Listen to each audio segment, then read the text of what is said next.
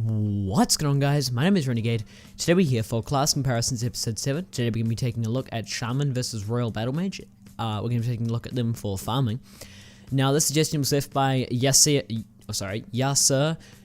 Flap, I believe. I don't know if the additional characters are in there for like actual language effect or just for like, I don't know, visual effect, but either way, that's how I think this name is pronounced.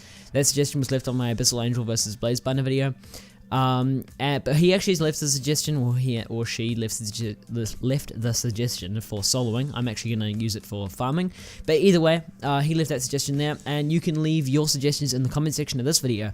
Just make sure you leave the category, not the category, the purpose you want to see them compared for. There's no point leaving a suggestion without a purpose. Either way, while you're down there, if you guys can leave a like and subscribe to my channel if you haven't already, that'd be great.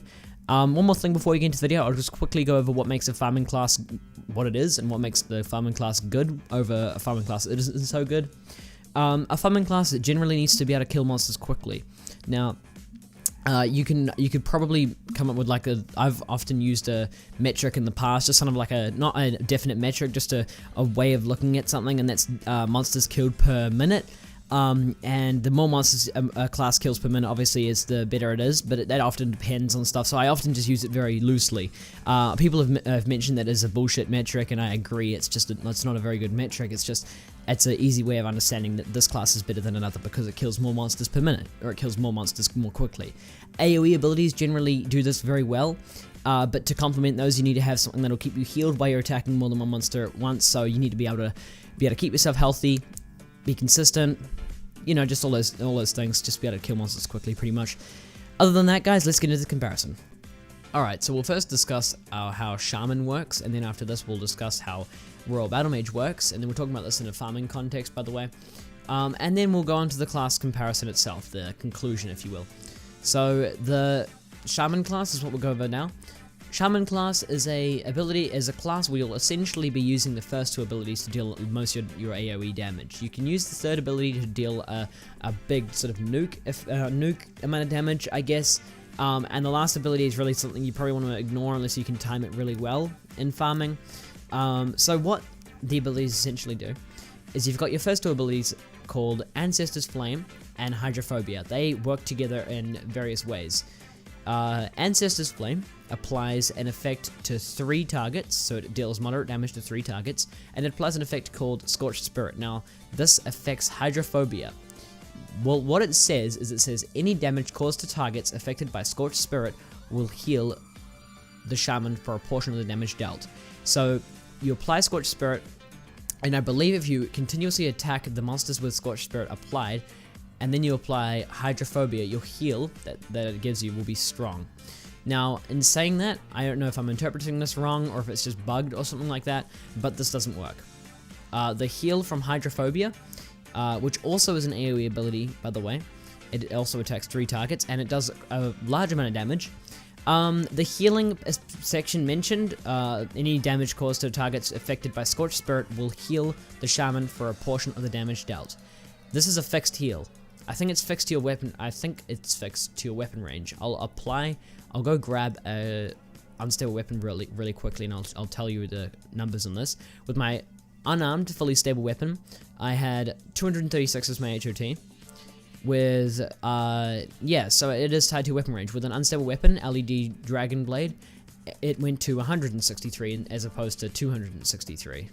So it does change. 236 rather. It does change based on your weapon range, but I don't think anything else affects it. Please correct me if I'm wrong. Even if it is another way, like if that's not the way the heal works, I still believe my point is valid in saying that this heal is strong, and you'll be having it a lot of the time because these are the 2 abilities you'll be spamming. So yeah, Ancestor's Flame will deal about 450 damage non-crit, and about 1.2k damage crit. So it's a fairly nice amount of damage, especially to 3 monsters at once. Hydrophobia will deal pretty much the same amount of damage as the previous move on its own, but with Scorched Spirit applied, the damage is buffed and will hit about 950 non-crit if Scorched Spirit is applied to the enemy, and will crit about 2.5k, and it crits very often. I don't know if that's a special buff or something, but it crits quite often. I'm noticing now I'm critting often on all 3 targets. So it's a very good combination. On top of this, on top of the damage dealt being very large, these two abilities alone is going to keep you healed. It's going to keep the mana regenerating from the crits, and it's going to keep your health. It's going to deal the damage very quickly.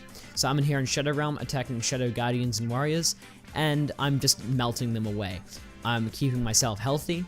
My mana is staying relatively stable, especially considering these two abilities don't consume much mana on their own. And so yeah, this class also has two other abilities, of course. It's a 4 ability class system in AQW, so I have to talk about these other two. Dry Lightning is a 1 target ability, but it crits very high without any other effects applied. It crits about 3.8k. Elemental Embrace, it's a tricky move. It consumes 60 mana, so I wouldn't recommend using it in a farming situation, but I'll quickly mention it anyway. It negates all target evasion and critical strike chance, but this is on 1 target. This effect also makes the Shaman spells more powerful and gets stronger the more spells the Shaman casts against the target. The thing is, you can't cast very fast once you've run out of mana, and this ability tends to make you run out of mana unless you're especially skilled at balancing it. Again, I wouldn't really recommend using it in a farming situation because it's like, yeah, it's just not a good move to use in a farming situation. Either way, that's Shaman, very strong farming class, doesn't really have many issues in my honest opinion, except for the fact that if you start applying other abilities, you're going to run out of mana. Dry Lightning consumes 40 mana, Elemental Embrace consumes 60 mana. The other two abilities just consume 10 and 15. So start applying the other two abilities, you run into issues, but other than that, the class is a pretty much perfect farming class. It really doesn't have many issues at all. We'll move on to Royal Battle Mage quickly, then we'll go on to the conclusion. Alright, I'm trying to make this quickly because there isn't really that much to talk about with Royal Battle Mage. Royal Battle Mage is a inferior class, if you're wondering. It's an inferior class. You could probably click off the video right now. You walk away knowing that Shaman is better. It's pretty much got its auto attack. Okay, let's just say with this class, its auto attack is pretty much infinite mana. You will regain mana with its auto attack unbelievably quickly. You regain it in an instant. You pretty much don't see the mana like reduce with this class. That's its first ability. It's called Enchanted Blade, and I would not recommend applying this. It negates AoE from all of the Battle Mage's attacks. So yeah, it's not good at all. Its second ability is Arcane Fire. It's an AoE ability. It basically just does high damage, I guess, to 3 targets. It's about as effective as Scorched Spirit combined with Hydrophobia. It crits about that well. It non-crits slightly lower. Its third ability is called Explosive Shield. This is a 40... By the way, the previous ability has a 15-second cooldown, so it's not very viable at all. At 15 seconds, it's a long time to wait before you can do damage again. It consumes 45 mana, but again, that's not really an issue. 29 mana for Explosive Shield, 45-second cooldown, so you're waiting a long time before you can use this again. Break Apart, surrounding raw mana, and form it into an Arcane Shield, transferring most incoming damage to the Battle Mage's MP instead of HP, so you'll be damaging your own MP instead. But again, that's fine. You can regain that so damn quickly, it's ridiculous. The initial break explodes, damaging up to 3 enemies, so it's an AoE attack as well. The effectiveness of this is about 1.3k crit, 500 non-crit, so it's about as effective as Scorched Spirit on its own. Alright, Arcane Devastation is the last ability. It consumes 62 mana and an 18-second cooldown, so it's very long cooldowns on this class. Conjure a powerful explosive Arcane Blast, damaging up to 3 targets. If Enchanted Blade is active, your target will be weakened and takes 30% more damage, but again, you don't want to be using Enchanted Blade at all. So, Arcane Devastation, critting about 2.5k, non-critting about 9k, so you're doing slightly more damage than Scorched Spirit with Hydrophobia. 18-second cooldown, so it's not very viable. Explosive Shield really doesn't keep you very healthy in farming at all. This class doesn't have a heal, so you're pretty much going to be shielding yourself from all damage for about, I'd say, how long does that last? 10 seconds. About 10 seconds, and then you take damage again and pretty much die. The class does very little damage if you compare it to Shaman overall. I'm talking like over a span of time. Again, you can bust out your abilities and crit well and everything, and then quickly apply your shield at the very end, and then take damage, and then quickly apply the last move, but it's just depressing to watch, really. You have to rest constantly, you have to wait for your cooldowns before you can start attacking. A good combination is going Arcane Devastation, Arcane Fire, Explosive Shield, wait, Arcane Fire, Arcane Devastation again. You've killed the enemies pretty much. That takes a long time, a very, very long time, and then you have to rest afterwards. So it's not very viable. It's viable, kind of.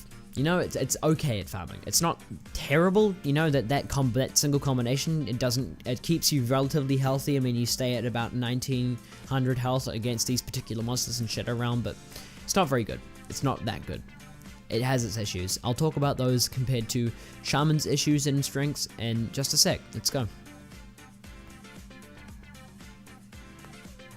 Alright, so we have the two classes compared.